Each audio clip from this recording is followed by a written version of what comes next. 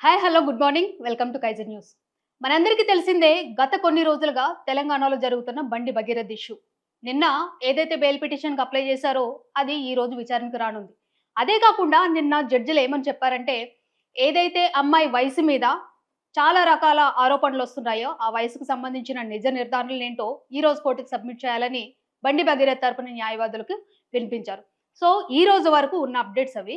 ఈ రోజు మనం మాట్లాడుకోబోయే విషయం ఏంటిదంటే కొన్ని ఛానల్స్‌లో విచ్చలవిడిగా బాధితురాలు ఎవరైతే ఉన్నారో, ఆ అమ్మాయి ఫోటోస్‌ని రివీల్ చేస్తున్నారు. ఆల్రెడీ నిన్న మొన్న చేసిన వీడియోస్‌లోను చెప్పాను. అండ్ ఈ రోజు కూడా చెప్తున్నాను. మీ వ్యూస్ కోసమో, లైక్స్ కోసమో ఇష్టం వచ్చినట్టు ఫోటోస్ షేర్ చేస్తే తర్వాత ఇబ్బందుల్లో పడేది మీరే. Especially influencers. వీళ్ళకేంటిదంటే రూపాయి పావలా వచ్చేసరికి మాకంటే మొనగాడు లేడు అన్నట్టు అమ్మాయిలైనా, అబ్బాయిలైనా ఇక్కడ మళ్ళీ నువ్వు అబ్బాయిలని అంటున్నావంటే అబ్బాయిలని కాదు అమ్మాయిలు కూడా కొంతమంది ఇష్టం వచ్చినట్టు మాట్లాడారు. కాబట్టి మీరు మాట్లాడేది, చూపించేది కొంచెం జాగ్రత్తగా ఉంటే మీ జీవితాలకి మంచిది. ఇకపోతే ఏపీకి చెందిన ఒక ప్రముఖ న్యూస్ ఛానెల్‌లో పనిచేసిన లక్ష్మి అనే యాంకర్. ఓకేనా? ఆమె ఇష్టం వచ్చినట్టు మాట్లాడుతుందని చెప్పేసి నేను నోరు జారను. లక్ష్మి గారని సంబోధిద్దాం. ఎందుకంటే తోటి జర్నలిస్ట్ కమ్ యాంకర్ కాబట్టి. ఆమె ఏం చెప్పిందంటే ముందు కొంచెము నేను అమ్మాయికి ఫేవర్‌గా మాట్లాడుతున్నాను అన్నట్టు బాధితురాలి ఫోటోస్‌ని గాని, నేమ్స్ గాని మేము మెన్షన్ చేయమని చెప్పారు. అప్రిషియేట్ అండి లక్ష్మి గారు. మరి తర్వాత మీరు మాట్లాడిన మాటలేంటండి? ఆమె చదువుతున్నదేంటి, వెలగబెడుతుందేంటంటే, మిమ్మల్ని ఎవరైనా వచ్చి నువ్వేం వెలగబెట్టి యాంకర్ సీట్‌లో కూర్చున్నావంటే మీరేం సమాధానం చెప్తారు? ఇకపోతే ఇంకా దారుణంగా మాట్లాడారు మీరు. మీరు అక్కడి వరకు మాట్లాడుంటే అది వేరేగా పోర్ట్రేట్ అయ్యేదేమో. ఇంకేమన్నారు మీరు? బండి భగీరథ్‌కి ఆ అమ్మాయికి క్లోజ్ ఫ్రెండ్‌షిప్ ఉంది. ఆ అమ్మాయి కావాలని డబ్బున్న వాళ్ళ దగ్గరికే వెళ్తుందని అంటున్నారు. అంటే ఆ అమ్మాయిని మీరక్కడ ఎట్లా ప్రొజెక్ట్ చేస్తున్నారు? డబ్బు కోసం ఎంతైనా తిరుగుతుందని చెప్పేసి మీరు ప్రొజెక్ట్ చేయట్లేదా? మళ్ళీ ఇక్కడ కొంతమందంటారు, "నువ్వు మళ్ళీ ఆ అమ్మాయికి ఫేవర్‌గా మాట్లాడుతున్నావంటారు." అమ్మాయికి ఫేవర్‌గా కాదు. ఆ అమ్మాయి మీద ఏవైతే యాంకర్ ఉన్నారో ఆమె మాట్లాడిన మాటలే చెప్తున్నాను. ఆ అమ్మాయిది కూడా తప్పుందని నేను ఫస్ట్ నుంచి చెప్తానే ఉన్నాను. కాకపోతే అక్కడ నమోదైంది కేస్ అని చెప్పిన. ఇంకేమన్నారు లక్ష్మి గారు మీరు? ఆ అమ్మాయికి ఎన్ని అక్రమ సంబంధాలున్నాయా? మీరేమన్నా దగ్గరుండి జూసారా? ఇకపోతే ఆ అమ్మాయి ఫోన్‌లో ఎవరెవరితో మాట్లాడుతుంది, ఎంతమంది బాయ్ ఫ్రెండ్స్ ఉన్నారంటే, ఆవిడేమన్నా మీకు చాట్ లిస్ట్ పంపించిందా? నేను ఇంతమందితో మాట్లాడుతున్నానని? ఒక జర్నలిస్ట్‌గా ఉండి, జర్నలిజం చేసి వచ్చారు కదా! మీరు చేసింది కూడా పెద్ద మహా న్యూస్ ఛానెల్‌లో. మీ స్పీచ్ వింటుంటే నాకు మహా న్యూస్‌లో కొంతమంది మాట్లాడే మాటలు మీరిద్దరు కలగలుపుకొని మాట్లాడినట్టే ఉంటుంది. మీరేమన్నారు స్టార్టింగు? అమ్మాయి బాధితురాలు మేము అమ్మాయి తరపున నిలబడతామని అన్నప్పుడు ఎక్కడైనా కూడా భగీరథ్ విషయము మీరెత్తారా? మీరు ఆ అమ్మాయి ఇట్లా చేస్తుంది, ఇన్ని తప్పులు చేస్తుంది, అన్ని తప్పులు చేస్తుంది అన్నట్టు భగీరథ్ కూడా ఉన్నాడు. భగీరథ్ కూడా ఇష్టము. కాబట్టి వెళ్ళాడని ఎక్కడైనా చెప్పారా మీరు? లాస్ట్‌లో ఏదో ఒక చిన్న పని చేశారన్నమాట. భగీరథ్ కూడా ఇష్టపడ్డాడు, పెళ్లి చేసుకోవాలనుకుంటున్నాడు. కానీ తర్వాత ఆ అమ్మాయి ఫోన్‌లో ఆ అమ్మాయి ఎంతమందితో మాట్లాడుతుందో చూసి కట్ చేసుకోవాలనుకుంటున్నాడు. మీకు చెప్పాడా భగీరథ్? నేనిలా కట్ చేసుకోవాలనుకుంటున్నాను లక్ష్మక్క అని చెప్పేసి నీకు చెప్పారా? ఇంకొకటి మీరు చెప్పిన ఏ విషయాలు, మీరు చెప్పిన ఏ ఫోటోస్ కూడా ఇంతకుముందు ఏ ఛానల్‌లోనూ రాలేదు. మరి మీకెలా వచ్చినియి?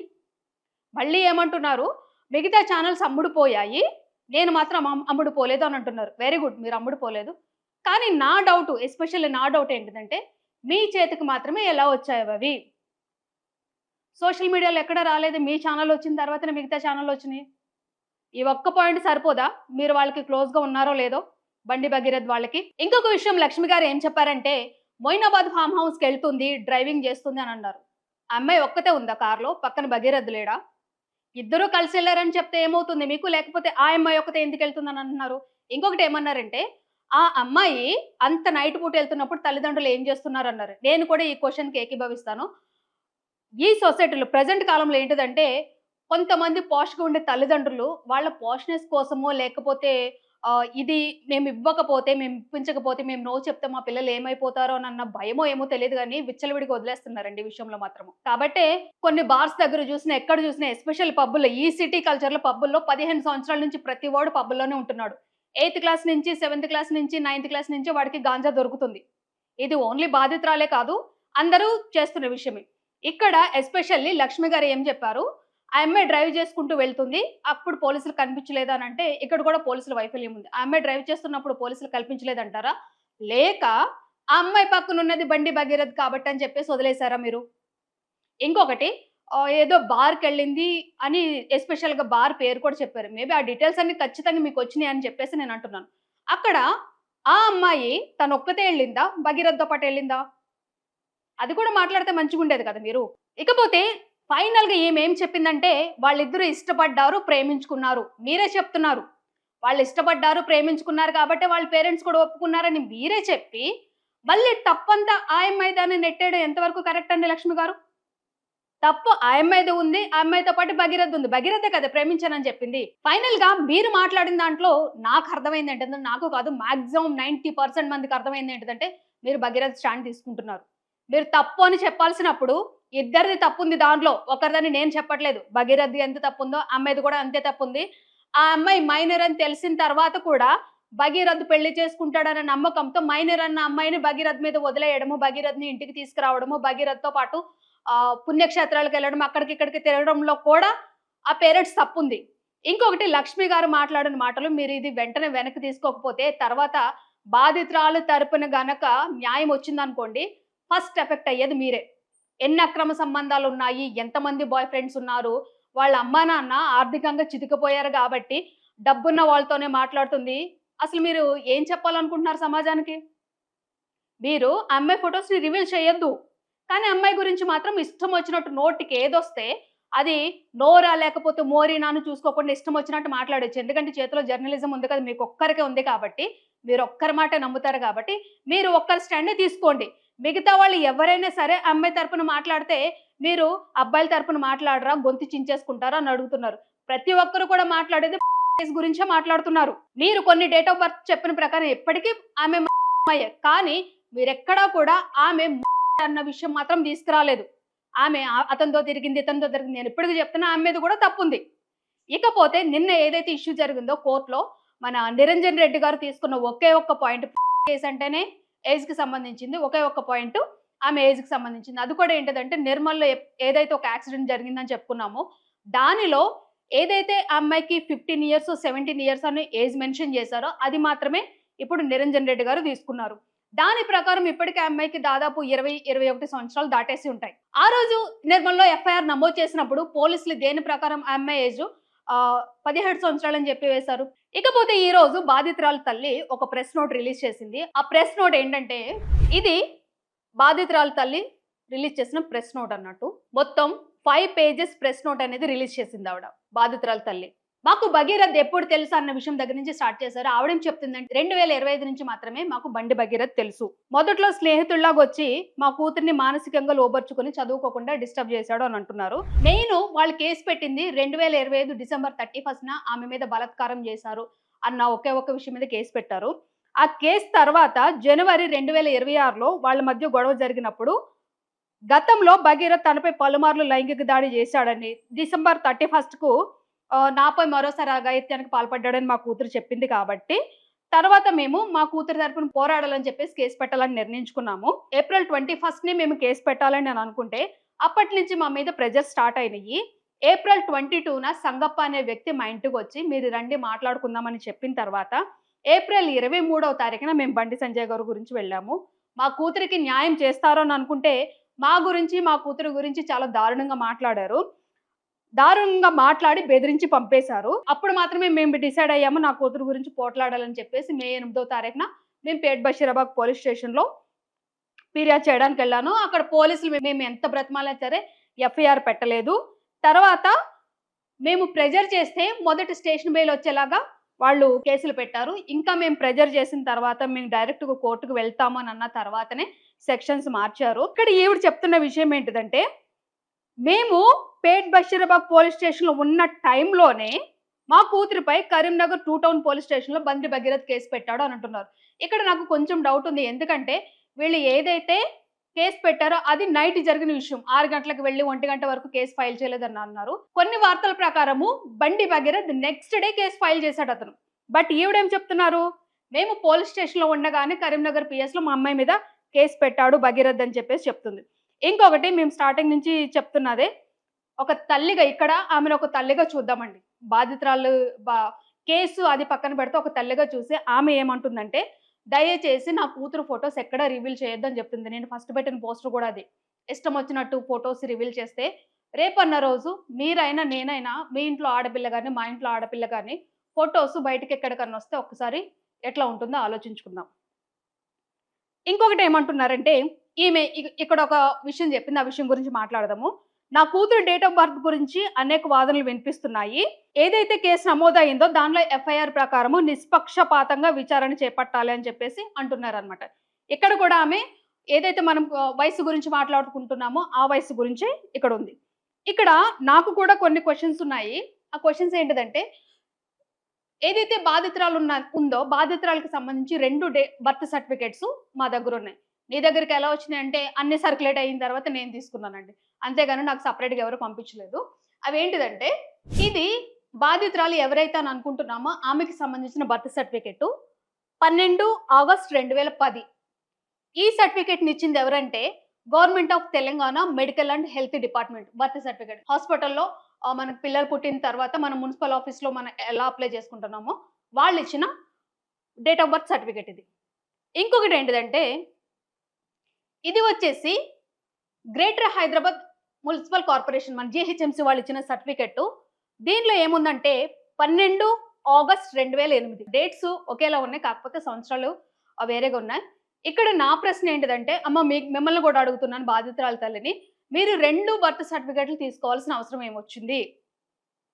ఆల్రెడీ ఒకసారి మనకి ఈవెన్ మీ సేవలోనైనా ఎక్కడైనా చిన్న చిన్న ఊర్లలో కూడా ఒక్కసారి ఒక డేట్ ఆఫ్ బర్త్ సర్టిఫికేట్ వచ్చిందనుకోండి, మనం ఎక్కడ చెక్ చేసినా తెలిసిపోతుంది మనకి. ఆ పేరెంట్స్ పేర్లు కానివ్వండి, ఆధార్ నెంబర్ ఎంటర్ చేసినా ఏ చోట బర్త్ సర్టిఫికేట్ ఉందో తెలిసిపోతుంది. సేమ్ అంతే కదా, మనకి ఓటర్ ఐడి అయినా సరే, ఏదైనా ఈవెన్ ఆధార్ అయినా సరే, మీరు తెలంగాణలో ఉండి మీ ఆధార్ నెంబర్ కొడితే మీ ఆధార్ ఎక్కడుందో తెలిసిపోతుంది. అలాగే బర్త్ సర్టిఫికేట్ తెలుస్తుంది కదా, అంటే జీహెచ్ఎంసీ అధికారులకు తెలియలేదంటారా? సో ఇక్కడ ఏంటిదంటే, హాస్పిటల్లో ఏదైతే పుట్టిందో అక్కడ ఆ హాస్పిటల్ వాళ్ళు ఇచ్చిన date of birth certificate 2010, GHMC వాళ్ళు ఇచ్చింది 2008. అంటే ఆ అమ్మాయి పుట్టక ముందే డేట్ ఆఫ్ బర్త్ సర్టిఫికేట్ ఇచ్చేసారు. అమ్మ మిమ్మల్ని అడుగుతున్నాను, అంత అఘాయిత్యం ఎందుకు వచ్చింది మీకు? అంటే మీరు తీసుకున్న ముందు ఏదైతే మీరు హాస్పిటల్కి సంబంధించిన డేట్ ఆఫ్ బర్త్ సర్టిఫికేట్ తీసుకున్నారో దానిలో ఏమైనా మిస్టేక్ వచ్చినాయి అని చెప్పేసి మళ్ళీ జీహెచ్ఎంసీలో తీసుకున్నారా? ఒకవేళ జీహెచ్ఎంసీలో తీసుకుంటే అక్కడ ఇయర్ ఎందుకు మీరు తక్కువగా వేయించారు? ఇప్పుడు మామూలుగా మనం చూస్తాం కదండి, పిల్లల్ని స్కూల్లో వేసినప్పుడు వాళ్ళ వయసు ఎక్కువ ఉండి చదువు తక్కువ ఉంటే వాళ్ళని జంపింగ్ చేసేయడము, లేకపోతే తొందరగా చదివేయాలని చెప్పేసి బర్త్కి సంబంధించి డేట్స్ మార్చడం చూసాం తప్ప ఈజీగా ఇయర్స్ అనేవాళ్ళు ఎవరు మార్చరు. బట్ ఇక్కడ జీహెచ్ఎంసీ వాళ్ళు ఏదైతే సర్టిఫికేట్ ఇచ్చారో అమ్మాయి పుట్టక ముందే ఇచ్చేసారు. దీనికి సంబంధించిన క్లారిఫికేషన్ తల్లిగా మీరు చెప్పాల్సిన అవసరం ఉంది. ఇంకొకటి ఏమన్నారంటే, ఒక ప్రముఖ వ్యక్తి, మీరు చాలా డబ్బున్న వాళ్ళు, ఫార్చునర్ కార్లో తిరుగుతారు, అది ఇది ఉందన్నారు. కొన్ని వార్తల్లో వస్తున్న ప్రకారము మీకు వైట్ రేషన్ కార్డు ఉంది అని అంటున్నారు. దానికి కూడా మీరు సమాధానం చెప్పాలి. ఎందుకంటే ఇప్పుడు అందరూ కూడా మీ అమ్మాయి వయసు మీద పడ్డారు, లేకపోతే మీ అమ్మాయి బ్లాక్ మెయిల్ చేస్తుంది, డబ్బు కోసం బ్లాక్ మెయిల్ చేస్తుంది అంటున్నారు కదా. మీరు ఏవైతే ఇప్పుడు నేను ప్రశ్నలు అడిగానో ఆ ప్రశ్నలకు మీరు కరెక్ట్ సమాధానం చెప్పకపోతే వాళ్ళు చెప్పిన మాటలే నిజమవుతాయి, మేము కూడా నిజమని నమ్మాల్సి వస్తుంది. మళ్ళీ ఇక్కడ కొంతమంది అంటారు, నువ్వు స్టార్టింగ్ లో అమ్మాయి తరపున మాట్లాడావు, ఇప్పుడు మళ్ళీ డబుల్ స్టాండ్ చేసుకుంటున్నావు అంటే, నేను డబుల్ స్టాండ్ తీసుకోవట్లేదు. నాకు వచ్చిన ఆధారాల ప్రకారము, నాకు వచ్చిన డౌట్స్ ప్రకారమే నేను అడుగుతున్నాను. ఇది కూడా ఒక ప్రశ్నగానే వేస్తున్నాను నేను, అంతే తప్ప నేను కంప్లీట్ గా భగీరథ్ తరపున మాట్లాడుతున్నాను అని అనుకోవద్దు. ఎందుకంటే ఈ రోజు తెలిసిపోతుంది బండి భగీరథ్కి బెయిల్ వస్తుందా, జైలుకి వెళ్తాడా అనేది ఈ రోజు తెలిసిపోతుంది క్లారిటీగా. సో అమ్మ మిమ్మల్ని అడుగుతున్నాను, మీరు ఈ 3 ప్రశ్నలకి సమాధానం చెప్పాల్సిందే.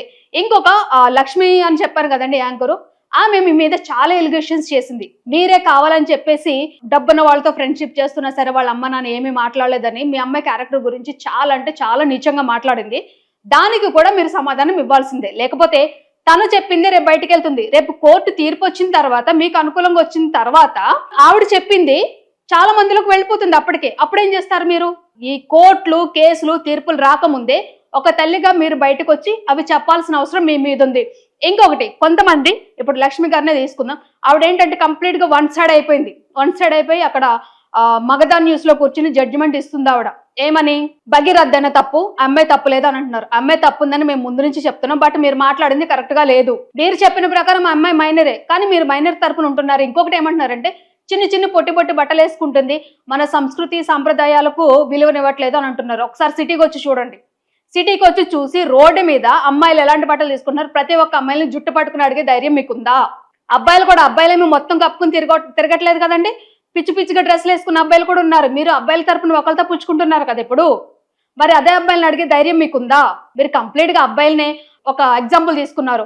6 మందితో రిలేషన్ పెట్టుకుంది అని అంటే తప్పు, ఖచ్చితంగా తప్పు. అతను మంచోడు. అలాగే ఒక అమ్మాయితో పాటు ఇంతమందిని మెయింటైన్ చేసే వాళ్ళు ఉన్నారు. వాళ్ళని అడిగే దమ్ము ధైర్యం మీకుందా? ఈ రోజు వార్త వచ్చింది, బాబాయ్ వరుస అయ్యేవాడు సమ్మర్ హాలిడేస్ కి అమ్మమ్మ ఇంటికి వెళ్ళినందుకు ఆ అమ్మాయి మీద పలుమార్లు అత్యాచారం చేశాడంట. మరి ఆ వార్త రాలేదే నీ న్యూస్ ఛానల్లో? పెద్ద పెద్దోళ్ళ వార్తలు వస్తాయి. నువ్వు అడిగిన క్వశ్చన్ నేను అడుగుతున్నా. ఏ రాష్ట్రంలో ఎన్ని జరగట్లేదు, ఈ పర్టికులర్ గా బీఆర్ఎస్ పార్టీ వాళ్ళు వస్తున్నారని క్వశ్చన్ అడిగినావు కదా నువ్వు. మరి ఈ విషయం గురించి ఎందుకు వార్త రాయలేదు నువ్వు? ఆ వార్త ఇంకా నీ చెవికి చేరలేదా లక్ష్మి గారు? కాబట్టి మీకు ఇష్టం వచ్చిందని, స్క్రిప్ట్ వచ్చిందని ఇష్టం వచ్చినట్టు మాట్లాడితే కుదరదు. నాకు ఇప్పటికీ డౌట్, అండ్ మీరు ఆన్సర్ చేయాలి. ఎవరికి దొరకని ప్రూఫ్స్ మీకే ఎందుకు వచ్చినాయి? ఇంకొకటి మళ్ళీ అడుగుతున్నా నేను, ఆ అమ్మాయికి ఎంతమంది బాయ్ ఫ్రెండ్స్ ఉన్నారు, ఎంతమందితో చాటింగ్ చేస్తుంది, దాని గురించి భగీరథ్ వదిలేశాడు అని చెప్పేసి అన్నారు. కాబట్టి దానికి మీరు సమాధానం ఇవ్వాల్సిందే. ఎందుకంటే మీరు అమ్మాయి క్యారెక్టర్ని కంప్లీట్ గా తనని ఏంటిదంటే ఒక బజార్ దానిలాగా చిత్రీకరించారు. మీరు ఇదే చేశారు. ఆ అమ్మాయిది తప్పుంది, ఇప్పటికీ చెప్తున్నా తప్పుంది. ఆ అమ్మాయి తన వయసుకు తగ్గట్టు కాకుండా మించి ప్రవర్తించింది, తప్పే. అలాగని చెప్పేసి ఆ అమ్మాయి క్యారెక్టర్ని మొత్తం రోడ్డు మీద నించోబెట్టేస్తారా మీరు?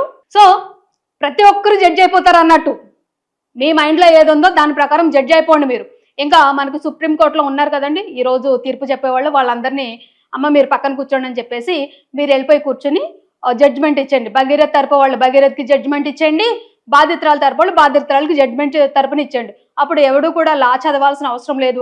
పాపం వాళ్ళు ఇంత పెద్ద పెద్ద బుక్స్ చదువుతారనమాట సంవత్సరాల తరబడి.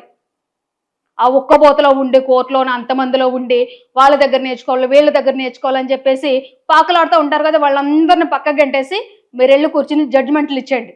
ఇక అమ్మాయి తరపున కొట్లాడే వాళ్ళు ఉన్నారు కదండి, మీరు కూడా నిజ నిజాలు తెలుసుకుని మాట్లాడితే మంచిదండి. ప్రధానంగా ఆ అమ్మాయి వయసు మీదనే ఈ కేసు నమోదైంది కాబట్టి దాని మీద కొట్లాడుతున్నామంటే కొన్ని రకాల డేట్ ఆఫ్ బర్త్ సర్టిఫికేట్స్ బయటకు వచ్చినాయి కదండి, దానికి కూడా నిజాలు తెలుసుకుని మాట్లాడండి. ఎందుకంటే కొంతమంది అంతా కంప్లీట్ గా బాధితురాల తరపున మాట్లాడుతున్నారు. మళ్ళీ ఇక్కడ నువ్వు బాధితురాలు అంటున్నావు, నువ్వు అమ్మాయి తరపున మాట్లాడుతున్నావు అంటే ఆ కేసు రిజిస్టర్ అయింది కాబట్టి దాని ప్రకారం ఆమె బాధితురాలే.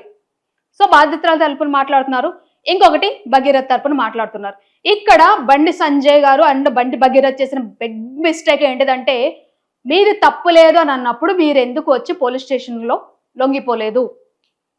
లొంగిపోయి ఉంటే కనుక ఈ పార్టీకి నిజంగా బండి సంజయ్ గారు మీరు చాలా కష్టపడి వచ్చారు. ఎవరో ఇన్ఫ్లుయెన్స్ మీదనో లేకపోతే మీకు ముందు నుంచి తాత ముత్తాస్తల ఆస్తి కోట్లకు కాకుండా వాళ్ళ పేరు చెప్పుకుని వీళ్ళ పేరు చెప్పుకుని కాదు మీరు వచ్చింది, కష్టపడి వచ్చారు. బట్ మీరు చేసిన ఒక్క మిస్టేక్, కొంతమంది అంటారు నువ్వు ఆయన జడ్జి చేస్తున్నావంటే అందరికీ తెలిసిన విషయం, కొంచెం కామన్ సెన్స్ పెట్టి ఆలోచిస్తే తెలుస్తుంది. ఒకే ఒక్క మాట, సరే నా కొడుకు తప్పు చేస్తే ఉంటే గనక శిక్షిస్తాను అని ఫస్ట్ డే చెప్పుంటే బాగుండేది. మీరు ఎప్పుడు చెప్పారు? సిట్ వచ్చిన తర్వాత చెప్పారు. ఆ ముందు కనుక మీరు బాధితురాలు తరపున వాళ్ళతో మాట్లాడో లేకపోతే ఆయన తీసుకొచ్చి పోలీస్ స్టేషన్లో అప్పగించుంటే అది వేరేలాగా ఉండేది. అసలు ఎంత ఇష్యూ ఉండేది కాదు. ఆ అమ్మాయిని ఏదో నగ్నంగా నడి రోడ్లో నిలబెట్టేసినట్టు ఇలాగ చెత్తంతా కొంతమంది నోటికి అన్నం తింటున్నారో గడ్డి తింటున్నారో తెలియకుండా ఇష్టం వచ్చినట్టు మాట్లాడుతున్నారు కదండి, వాళ్ళకి ఛాన్స్ ఇవ్వకుండా ఉండేటోళ్ళం మేము. ఈ పక్కన మీ అబ్బాయికి సంబంధించిన వీడియోస్ కూడా వచ్చినాయి, కొట్టడము తాగడం సంథింగ్ అవి కూడా బయటకు రాకుండా ఉండేవి కదా, ఎవరికి ఇబ్బంది లేకుండా ఉండేది. బట్ ఆ రోజు బండి సంజయ్ గారు కొంచెం, మీరు రాజకీయ పరిణితి కలిగిన వ్యక్తే, మేము కాదనము, బట్ ఆ రోజు మీరు ఒక నాన్నగా మీరు అల్లాడిపోయారు. అలా కాకుండా ఒక పరిణితి గల వ్యక్తిగా ఆలోచించుంటే అటు మీ కొడుకు సేఫ్ జోన్లో ఉండేటోడు, అసలు రాష్ట్రంలో ఈ చర్చ అనేది జరగకుండా ఉండేది. అండ్ ఇప్పుడు ఏదైతే మీరు పదవిలో ఉన్నారో ఆ పదవికి కూడా ఎలాంటి ఆటంకం రాకుండా ఉండేదేమో. ఎందుకంటే కొంత విశ్వసనీయ సమాచారం ప్రకారం ఈ ఇష్యూ అంతా నడుస్తుంది కాబట్టి బండి సంజయ్ ఆ ప్లేస్లో ఉండడానికి వీల్లేదు. ఎందుకంటే తను ఉంటే మొత్తం పార్టీకి మచ్చొస్తుంది అన్న రీతిలో పొట్రేట్ అవుతుంది విశ్వసనీయ సమాచారం ప్రకారం. ఇప్పుడు మీరు కట్టుకున్న సామ్రాజ్యాన్ని కూకటి వేళతో సహా పెకిలించేసే అవకాశం మీరే ఇచ్చారేమో అని అనిపిస్తుంది, ఎస్పెషల్లీ నాకు. సో ఈ కేసులో ఇప్పటికైనా మీరు ఒక తండ్రిగా కొంచెం సేపు పక్క నుండి ఒక పరిణితి గల వ్యక్తిగా ఆలోచించి నెక్స్ట్ స్టెప్ వేస్తే బాగుంటుందేమో. ఇకపోతే ఈ రోజు బండి భగీరథ్కి సంబంధించిన బెయిల్ పిటిషన్కి సంబంధించిన విచారణ వస్తుంది. సో దాని తర్వాత ఏం జరుగుతుందో చూడాలి. ఇక్కడ కూడా మళ్ళీ 2 వర్షన్స్ ఉంటాయండి డెఫినెట్గా. బండి భగీరథ్గా కనుక బెయిల్ వస్తే అది ఖచ్చితంగా బండి భగీరథే చేయించారని చెప్పేసి అంటారు. అతనికి బెయిల్ రాకుండా ఉంటే బాధితురాలకి న్యాయం జరిగింది అని అంటారు. సో ఏం జరుగుతుందో చూడాలండి ఫర్దర్గా. ఒకటి మళ్ళీ చెప్తున్నా, కొంతమంది అంటారు అక్క నీకు ఈ ఇష్యూ తప్ప ఏం దొరకలేదంటే నడుస్తుంది కాబట్టి చెప్తున్నాము, ఇది రేపో ఎల్లుండికో క్లియర్ అవుతుంది కదండి. సో ఫైనల్ గా నేను ఇద్దరికి చెప్తున్నానండి. ఒకటి లక్ష్మి గారు, మీరు నేను అడిగిన క్వశ్చన్స్‌కి సమాధానం చెప్పాల్సింది. ఎందుకంటే ఇష్టం వచ్చినట్టు మాట్లాడారు. ఆ అమ్మాయి ఫోటో చూపించకుండానే అమ్మాయి జీవితాన్ని నడి రోడ్‌లో నిలబెట్టేశారు మీరు. అమ్మాయినేంటిదంటే కంప్లీట్‌గా ఒక క్యారెక్టర్ లెస్‌గా మీరు చిత్రీకరించారు. ఫోటోలు చూపించకుండానే చిత్రీకరించారు. నేను అడిగిన ప్రశ్నకి మీరు సమాధానం చెప్పాలి. మగధ న్యూస్ లక్ష్మి, యాంకర్ లక్ష్మి గారు మీరు. ఇంకొకటి బాధితురాలు తల్లి. అమ్మ నేను అడిగిన క్వశ్చన్స్‌కి మీరు సమాధానం చెప్పాల్సిందే. మీరు 2 బర్త్ సర్టిఫికేట్స్ తీసుకోవాల్సిన అవసరం ఏముంది? నిర్మల్‌లో యాక్సిడెంట్ కేసు జరిగినప్పుడు ఏం జరిగిందో దానికి సంబంధించింది కరెక్ట్‌గా మీరు చెప్పాలి. చెప్తేనే ఇక్కడ మీ అమ్మాయిది తప్పు ఉందా లేదా నిరూపితమవుతుంది. మీరిచ్చిన ప్రెస్ నోట్‌లో కూడా నాకెక్కడ కొన్ని చోట మీరు క్లారిటీ మిస్ అయ్యారు. ఎందుకంటే ఈ ప్రెస్ నోట్‌కి ఏదైతే రిలీజ్ చేశారో మీరు దానికి సంబంధించిన కూడా కొంతమంది మిమ్మల్ని ప్రశ్నలేస్తూనే ఉంటారు. ఇంకొకటి మీరు అప్పుల్లో కూరుకుపోయినందుకే మీ అమ్మాయి డబ్బున్న వాళ్ళతో తిరుగుతున్నా సరే మీరేమి అనలేదు. మీరే దగ్గరుండి ట్రాప్ ఏయించారన్న విధంగా కొన్ని వార్తలొస్తున్నాయి. దానికి కూడా మీరు సమాధానం చెప్పాలి. ఇంకొకటి ఫైనల్‌గా సోషల్ మీడియా ఇన్‌ఫ్లుయెన్సర్స్. ఇంకొకటి రేషన్ కార్డ్ గురించి ఆల్రెడీ నేను ఫస్ట్‌లోనే అడిగాను. ఆ రేషన్ కార్డ్ మీకెందుకొచ్చింది? ఎలా వచ్చింది? ఎందుకంటే మీరు కొంచెం స్థితి గల వాళ్ళే అని చెప్పేసి అంటున్నారు. మరి మీకు రేషన్ కార్డ్ అనేది వైట్ రేషన్ కార్డ్ అనేది ఒక సాధారణ మధ్య తరగతి వాళ్ళకు ఉండాల్సిన వైట్ రేషన్ కార్డ్ అనేది మీకు ఎందుకు వచ్చింది? మీరు సమాధానం చెప్పాలమ్మా. మీరు సమాధానం చెప్తేనే మీ కూతురి విషయంలో ఏదైతే అన్యాయం జరిగిందని అంటున్నారో, ఆ అన్యాయానికి సంబంధించిన నిజ నిజాలను బయటకొస్తాయి. లేకపోతే కంప్లీట్‌గా మీ అమ్మాయిదే తప్పనన్నట్టు పోర్ట్రేట్ అవుతుంది కూడా. ఇకపోతే ఫైనల్‌గా సోషల్ మీడియా ఇన్‌ఫ్లుయెన్సర్స్. నేను ఒక నలుగురిని చూసానండి. నలుగురిది ఒకటే స్క్రిప్ట్. అమ్మాయి బ్లాక్‌మెయిల్ చేసింది. వీళ్ళందరికీ స్క్రిప్ట్ అనేది ఎవరిచ్చారు? నోరుంది కదా అని ఇష్టం వచ్చినట్టు వాగితే ఆ నోటికి కుట్లు వేస్తారనమాట. ఆల్రెడీ హైదరాబాద్ పోలీసులు ఎవరైతే సోషల్ మీడియా ఇన్‌ఫ్లుయెన్సర్స్, కొన్ని డిజిటల్ ఛానల్స్, యూట్యూబ్ ఛానల్స్ అమ్మాయి ఫోటోస్ రిలీజ్ చేశారో వాళ్ళందరి డేటా అనేది కూడా కరెక్ట్ చేస్తున్నారు. కాబట్టి ఇప్పటికైనా జాగ్రత్తగా ఉంటే మంచిది. సో ఈ విషయం మీద మీరేమనుకుంటున్నారు? నేను మళ్ళీ చెప్తున్నాను. నువ్వు బాధితురాలు తరపున మాట్లాడుతున్నావు అంటే నేను ఫస్ట్ నుంచి చెప్తున్నా. బాధితురాలు ఆ అమ్మాయి తప్పు చేస్తుంటే అమ్మాయికి శిక్ష పడుతుంది. అబ్బాయి తప్పు చేస్తుంటే అబ్బాయికి శిక్ష పడుతుంది. బట్ నేను ఏదైతే కేసు నమోదైందో ఇక్కడ ఒక మైనర్‌కి సంబంధించిన కేసు నమోదైంది కాబట్టి దాని గురించే మాట్లాడుతున్నానండి. ఫస్ట్ నుంచి కూడా చెప్పుకొస్తున్నాను. నేను ఎవరి తరపున కాదు. బాధితురాలికి అన్యాయం జరిగిందా? న్యాయం జరగాలి ఆవిడకి. భగీరథ్ అన్యాయంగా చిక్కుకున్నాడా? ఇన్ కేస్ భగీరథ్ అన్యాయంగా చిక్కుకుంటే నేను ఆల్రెడీ ఒక మాట చెప్పాను. కడిగిన ఆణిముత్యంలాగా మీ కొడుకు బయటకొస్తాడు బండి సంజయ్ గారు అని చెప్పాను. అలాగే వస్తాడు. ఇన్ కేస్ తప్పు లేకుంటే. బట్ తప్పుంటే మాత్రం జైలుకెళ్తాడు. అమ్మాయి తరపున తప్పుంటే అమ్మాయితో పాటు తల్లిదండ్రులు కూడా జైలుకెళ్తారు. ఎందుకంటే మీకు తెలుసు అబ్బాయి మీతో మాట్లాడుతున్నారు తెలుసు. మీ ఇంటికొచ్చారు. ఇంకొకటేంటంటే కొత్త అల్లుడిలాగా ఇంట్లో తీసుకొచ్చి ముద్దలు పెట్టించారని చెప్పేసి లక్ష్మి ఇష్టం వచ్చినట్టు మాట్లాడింది. సో, దానికి కూడా మీరు సమాధానం చెప్పాలి. లేకపోతే దానికి సంబంధించిన శిక్ష కూడా మీరు ఎదుర్కోవాల్సొస్తుంది.